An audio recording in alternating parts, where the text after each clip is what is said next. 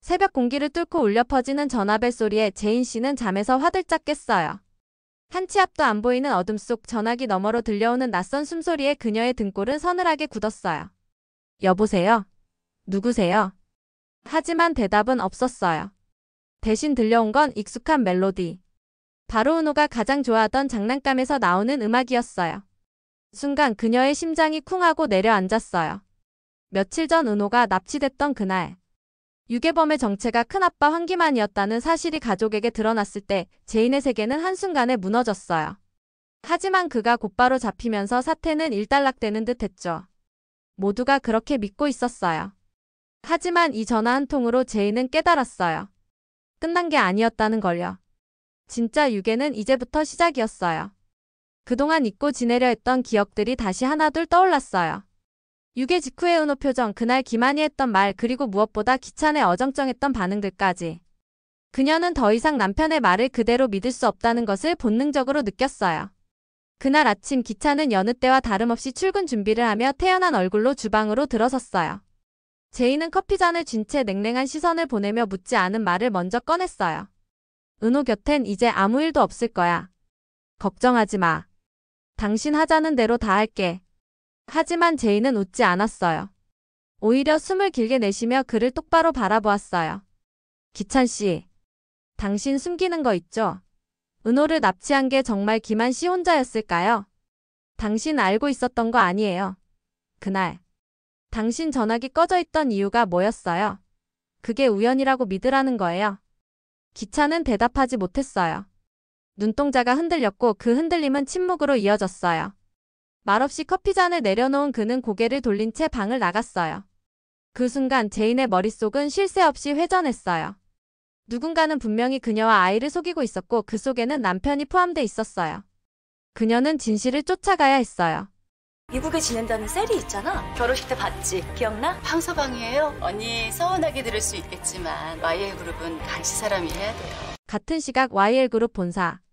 강승우는 서류 정리를 하다 우연히 이상한 계약서를 발견했어요. 프로젝트명이 같고 업체도 같았지만 조건이 전혀 달랐어요. 이중계약이었어요. 그는 수첩에 메모를 하며 중얼거렸어요. 이건 뭔가 이상해. 같은 계약인데 조건이 다르다고? 누가 이걸 숨기려 한 거지? 혼란스러운 마음을 안고 승우는 상무인 고모 미란을 찾아갔어요. 사무실 문을 조심스레 두드린 그는 조용히 서류를 내밀었어요. 고모, 이 계약서 좀 봐주세요. 똑같은 프로젝트인데 조건이 다른 계약이 2개나 있어요. 이건 명백한 이중계약이에요. 미라는 서류를 들여다보며 미간을 찌푸렸어요. 페이지를 넘기며 그녀의 눈빛이 점점 날카로워졌어요. 손끝이 서류 위를 따라 천천히 움직이다가 기찬의 이름이 적힌 항목에서 딱 멈췄어요. 이건 단순한 실수가 아니야. 누가 일부러 내용을 바꿨네. 그리고 이 계약에 기찬 이름이 올라와 있다는 건 뭔가 숨기고 있다는 증거지. 승우는 놀라움과 긴장을 동시에 감추지 못하고 물었어요. 그럼 이걸 회장님께 바로 말씀드릴까요? 지금 보고 드려야 하는 거 아닌가요? 하지만 미라는 고개를 천천히 저었어요. 그녀의 목소리는 낮고 무겁게 울렸어요. 아니야. 지금은 때가 아니야. 더 조사해보자. 이 계약건은 생각보다 더 깊은 진흙탕일 수 있어. 승우야, 너도 조심해야 해. 이 일은 우리가 처리해야 해. 괜히 회장님 귀에 먼저 들어가면 우리가 뒤집어쓰게 될 수도 있어. 승우는 긴장된 얼굴로 고개를 끄덕였어요. 이건 단순한 일탈이 아닌 철저히 설계된 조작이라는 확신이 들었어요. 그때 문득 이전에 기찬이 미팅 중이라며 급히 나가던 모습이 떠올랐어요. 그날도 바로 이 계약과 관련된 일정이었어요. 고모, 이 계약 외에도 비슷한 게 더 있을 수도 있어요. 저한테 며칠만 시간을 주세요. 이 건에 연루된 다른 문서도 찾아볼게요. 미라는 고개를 끄덕이며 서류를 다시 접었어요. 좋아. 대신 절대 혼자 움직이지 마. 문서 복사도 하지 말고 흔적 남기지 마. 지금 우리가 상대하는 사람들 만만치 않을 수 있어. 그 말에 승우는 가볍게 숨을 삼켰어요. 그는 머릿속으로 기찬의 말과 행동을 떠올리며 이 모든 일이 단순히 돈 때문만은 아니라는 걸 느꼈어요. 어쩌면 그 안에는 훨씬 더 깊고 개인적인 동기가 숨어 있을지도 몰랐어요. 서류를 정리한 승우는 조심스럽게 사무실을 나왔어요. 복도를 걷는 동안에도 그의 뇌리는 계속 돌아가고 있었어요. 수상한 서류의 내용, 기찬의 반응, 그리고 최근 갑작스럽게 사내 분위기가 변한 것까지. 누군가는 이 사건의 전말을 알고 있음에 틀림없었어요. 그는 마음속으로 결심했어요. 절대 놓치지 않겠어. 이건 내 가족을 지키기 위한 싸움이니까. 그리고 누나가 더는 상처받지 않게 하려면 내가 이 퍼즐을 완성해야 해. 그날 밤 승우는 제인에게 아무 말도 하지 않은 채 집으로 돌아왔어요. 거실엔 불이 꺼져 있었고 주방 쪽에서 은은한 조명이 새어 나오고 있었어요. 문틈 사이로 보인 누나의 모습은 너무 지쳐 보였어요. 그는 조용히 그녀를 바라보다 방으로 들어갔어요. 제인은 이미 모든 걸 직감하고 있었어요. 그녀의 시선은 텅 빈 테이블 위에 오래 머물러 있었고 두 손은 꽉 쥔 채 떨리고 있었어요. 그날 밤 두 남매는 각자의 방식으로 같은 진실을 쫓고 있었어요. 이 가족을 집어삼키려는 거대한 그림자 속에서 그들은 이제 외면할 수 없는 싸움을 시작하고 있었어요. 그날 밤 제인은 잠을 이루지 못하고 거실에 앉아 있었어요. 그녀는 기찬의 핸드폰을 몰래 열어보았어요. 삭제된 줄 알았던 사진 하나가 남아 있었어요. 셀이, 기찬 그리고 은호가 함께 찍힌 사진이었어요. 놀이공원. 바로 은호가 사라졌던 그날 장소였어요. 제인은 입술을 깨물며 속삭였어요. 거짓말이었어. 다 알고 있었던 거야. 당신 나랑 은호를 똑같이 속였던 거야. 그녀의 손은 떨렸고 눈가엔 눈물이 고였어요. 하지만 그녀는 울지 않았어요. 손등으로 눈가를 훔치며 속삭였어요. 이제는 나도 바뀔 거야. 더는 아무것도 빼앗기지 않아.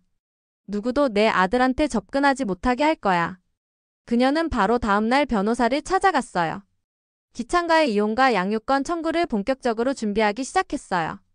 전날까지도 흔들리던 마음은 이제 돌처럼 단단해져 있었어요. 그녀는 진심으로 말했다. 황기찬, 내 남편이에요. 그 사람을 법적으로 끝내고 싶어요. 그리고 아이의 양육권은 제가 가져가야 해요. 그 사람은 은호에게 안전한 존재가 아니에요. 변호사는 고개를 끄덕이며 대답했어요. 그 선택 반드시 후회 없도록 도와드릴게요. 강하게 가셔야 합니다. 감정이 아니라 증거로 밀어붙이셔야 해요. 제인은 고개를 끄덕였어요. 그녀의 눈엔 더 이상 흔들림이 없었어요. 점점 퍼즐이 맞춰지듯 제인의 머릿속에서도 퍼뜩 떠오르는 연결고리가 생겼어요. 기찬의 회사 내 이중계약 그리고 강세리와의 부적절한 관계. 모든 게 하나의 점으로 이어지고 있었어요. 그리고 그 중심엔 강세리가 있었어요. 며칠 후 제인의 가족이 모인 자리에서 갑작스러운 인물이 초대돼 등장해요. 바로 미국에 있던 고교 동창 강세리였어요. 오랜만에 보는 얼굴들 앞에서 세리는 환하게 웃으며 말했어요. 저기, 다들 기억하시죠? 미국에서 지낸다고 했던 강세리예요. 우리 제인이랑은 고등학교 동창이고요. 제인아, 오랜만이다. 제인은 순간 얼어붙었어요. 최근의 모든 일이 떠오르며 이 자리에 세리가 등장한 것이 단순한 우연이 아니라고 직감했어요. 그녀는 억지로 미소를 지으며 고개를 끄덕였어요. 그래, 오랜만이네. 이렇게 갑자기 한국엔 어떻게 온 거야? 세리는 기다렸다는 듯 사람들 앞에서 말을 이었어요. 제가 오늘 드릴 말씀이 있어서 왔어요. 조카를 소개하겠다고요. 미국에 있었던 제 조카 황서방이에요. 결혼식 때 봤지? 기억하시죠? 그 자리에 있던 모두가 순간 어색한 표정을 지었어요. 기찬 역시 잔을 들고 멈춰 있었어요. 그때 세리가 또 말했어요.